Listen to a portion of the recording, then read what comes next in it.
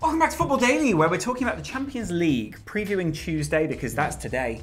Sam from FullTimeDEVILS here to talk specifically about Manchester United in their game. Yes. I think Manchester United, although the results haven't been perfect, have occasionally looked better and more potent in attack in the Champions League. Not always, but sometimes. So I'm hoping that when we turn up, we won't have another 0-0. We will actually get some goals. I hope that the team that plays is perhaps the team not that we've seen lately. I hope that Wayne Rooney is on the bench. And if not, at the very least, if he plays like he has been, have the ball to take him off. Because that's more, for me, that's more frustrating. It's not going, oh, well, you've dropped him, finally. It's going, well, he's not playing very well, so now we'll take him off, because once again, he's not turned up. And hopefully we'll have Martial central, and we will get at them. What about Martial just in front of Wayne? Yeah, perfect. But no, because Wayne, right now, I would say that Wayne Rooney isn't playing very well, and there are players who are playing better. So you can't just go, well, it's Wayne Rooney, so keep him on. And Herrera, Juan Mata as number 10s behind Martial would both be more efficient, would both be more attacking, and they're both playing right now better football than Wayne Rooney. So don't just stick him on because he's Wayne Rooney. If you want, start him. Fine, I'm not that fussed about that. But if he doesn't play very well, take him off. And that's when you then go, well, we won't start him again next week. But don't just keep going, well, we'll give him 90 minutes. Well, we'll give him 90 minutes. We'll give him 90 minutes. Because you end up carrying, carrying might be a bit harsh, but he's not doing anywhere near as much as he should be. Statistically. With CSKA, they're usually a very different prospect playing at home than they will be at Old Trafford. But United got the result, didn't they? And I was going to say, and what I really loved was Martial, a diving header away in Europe, and I felt that was a sort of a dying breed, really. And it was so I think he certainly justified his place there. I think Manchester United, I think they will actually break their goal drought here. I think they will score, and actually Wayne Rooney as well. I think if he gets some football, I think Wayne Rooney will score. I think he was unlucky against Crystal Palace. I don't think he played well, but he nearly scored. So I think if he gets a similar chance like this against CSKA. You make a good point. Well, there's your predicted lineups on screen right now. Some dangerous players for CSKA, which we found out last time when Manchester United obviously were away, got the away draw. Tosic, Dumbia, what do you call me? And of course, Ahmed Musa as well. So it's not as if they come with no threat. They are a threat to Manchester United in this game. Tosic used to play for Manchester United. Of course. So he'll be an interesting one. That's why I set you up. Yeah, thank you very much. Because everybody, I think, when a player goes back to a club, especially one where for him it didn't work out as he would have wanted, there's always going to be that little bit of extra motivation, that determination. Dumbia is obviously a really good centre forward. He's going to be looking to get goals. So I think those are the two specifically that we'll see a lot from, or it might be, because occasionally it happens, that Zoran Tosic turns up and he's too focused on it and he doesn't play at all. Prediction? For the game? Yes. Well, I would say 3-0. That would be my natural inclination, but due to the lack of creativity at the moment, I'm going to say 2-0. I'm going to say 2-1. Fair enough. To Manchester United. I was going to say 2-1. I'm going to say 2-1. I'm going to say 1-0 to Manchester United. Rooney defiant. Yeah? Yeah. I can see. I've got a vivid image of a broadsheet sports section. Next up on the show, we're talking Madrid PSG. Yeah, and this is one I did. Now, this is what happens if you make very broad predictions.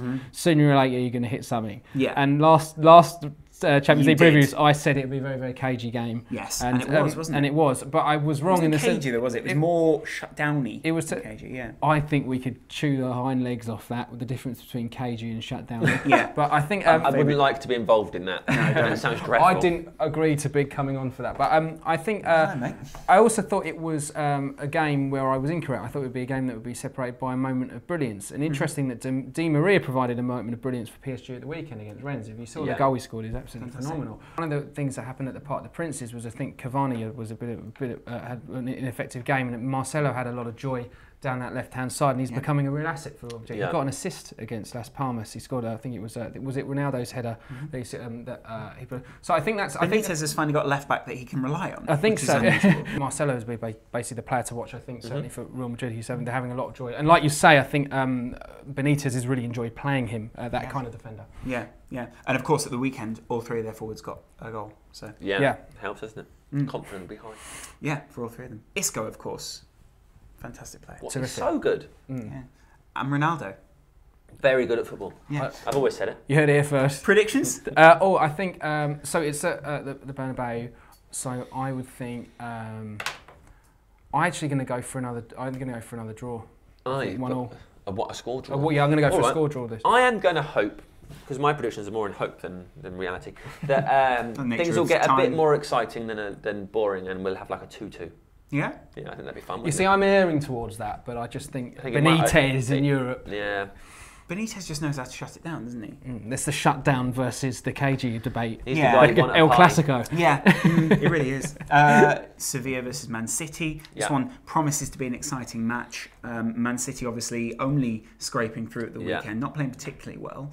And Sevilla, of course, losing to Villarreal 2-1. Sevilla have had somewhat of a, I'd say, patchy form in and around the Champions League. It's been interesting to see the way that they've developed as a side. Obviously, they've got some very exciting players. Konoplyanka, Llorente came on at the weekend to score the consolation goal for them, essentially. Well, that's it. They've got a fantastic spine with Llorente, Konoplyanka, Krychowiak, and it's just. But I think the rest of the outer exoskeleton is kind of a bit sort of patchy. It's fair to say that, I'd say. Yeah. That's a vivid. Manchester City, of course, as well, a bit patchy themselves. I mean, they're struggling against Norwich. Norwich, sort of a famously bad defence over the last few weeks. Basically, just getting over the line in the last minutes. I think they're quite harsh on Bonny as well. I mean, he's missed. He did sort of like he looks like he's a player under pressure. But you saw that chance he had at the weekend. He just sort of head down and sort of lashed at it, and he's kind of like he's quite embattled at the moment, which I think is quite unfair because I think he did well in the first tie against Sevilla. I just think they will labour here. I would go for a prediction of a 2-1. My favourite one. I'm going to go for 2-1 or 2-0. 2-1. 2-1 to Sevilla. A soul-searching night in Sevilla for Manchester City. I'm going 2-0. To Sevilla. Imperious Gladbach 4-1 on the weekend come up against beginning to get momentum Juventus. Beginning to get momentum, I wouldn't agree. They lost midweek to Sassuolo. Yeah, I know. I'm just trying to paint it as a good one. And they well, the last one was a 0-0, wasn't it, or a 1-1? Well, they also won 2-1 against Torino, obviously. They won 2-1, and Cuadrado scoring in the 90th minute. Who is thankfully still a fantastic footballer that was not on display. Not ruined by Chelsea. Well, he was paid a decent wage. Let's put it this way: we're seeing Gladbach come up against Juve, who aren't looking all that good right now. Juve questionable every time they step out on the pitch. Yeah. Like you say, the problem with Sassuolo was again that they looked rather blunt, didn't really have much to offer going the other way. And then looking further at Gladbach, the free scoring 4-1 at the weekend was fantastic. Yes. How's that going to play out? But you look at the assembly that the players Juventus have, and it's again maybe similar to Chelsea. We say every week, it's going to turn it around. Then they have a good result, and then they have a sort of get pegged back. So you feel the lack of someone that's a metronome in that side, though, someone that sets the pace. That's a very good point. I mean, how can you replace Vidal and Pirlo at the same time? You can't. Yeah, exactly. So Tevez. They got and Tevez. Yeah. Well, I was referring specifically to your metronomical evaluation, which is the idea. It's a kind of you have someone who's literally control the speed of the game. And so should Gladbach win, they are still within a chance of qualifying, aren't they? Which is because they haven't won yet in that group. So I think it will be looking at. I think I'll go for similar with Sam. I think 1-0 Juventus. I'm going to go 1-0 Gladbach. Ooh, bold. Cool. You're a fool. Yeah, I know. Who's going to score? Raphael. I reckon he'll score. My favourite. No, it's actually my least favourite turtle. Your least favourite? Why? One of the turtles. Bad attitude. A little bit. Guys, let us know what you think your prediction is in the comments below. Of course, most people setting the record straight post-game. Yeah. I always knew it would be. So thanks a lot for having us, and also thanks for coming on the show. Where can people go and see you cover said Manchester United? On Full-Time Devils. It's really easy to find. You just search Full-Time Devils. There it is. What kind of stuff do they cover over there? All sorts. Match previews, fan cams, general nonsense, trivia, interviews, reactions. It's all going on. It's a really good channel. Take a look. And of course, if you haven't already hit the subscribe button, hit it for Football Daily, and we'll see you again for the Wednesday preview.